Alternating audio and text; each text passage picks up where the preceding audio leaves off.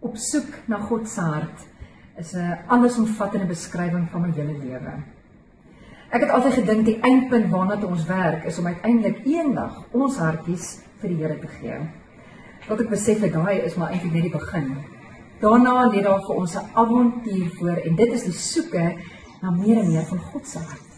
Sy hart vir my, sy hart vir my gesin, vir my gemeenskap, sy hart vir my land. En ek soek meer en meer van sy hart, want dit is wat ek wil gee.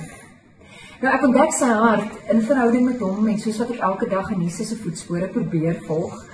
Ek ontdek sy hart in die woord en soos wat die Gees my leer en lei om dit wat ek daar hoor ook te gaan doen. Ek ontdek sy hart in die stories en lewens van mense. Ek glo regtig God openbaar iets van homself aan elkeen van ons. En as ons mooi luister, sal ons dit raak hoor.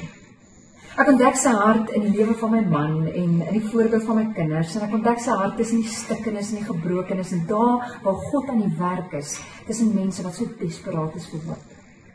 Ek ontdek sy hart terwyl ek elke dag hom dien en doen wat gedoen moet word en die lewe geniet.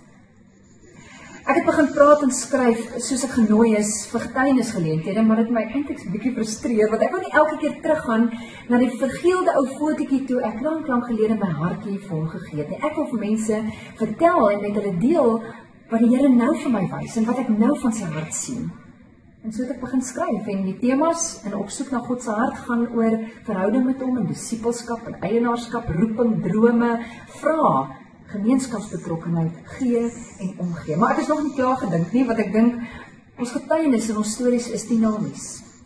Klei wat een kant lê, droog uit. Dit raak bros en dit breek maklik. My opregte hartsbegeerte is om altyd in sy liefdeshande aanhoudend gevorm te word om meer en meer sy hart vir die wêreld te wys en te wees.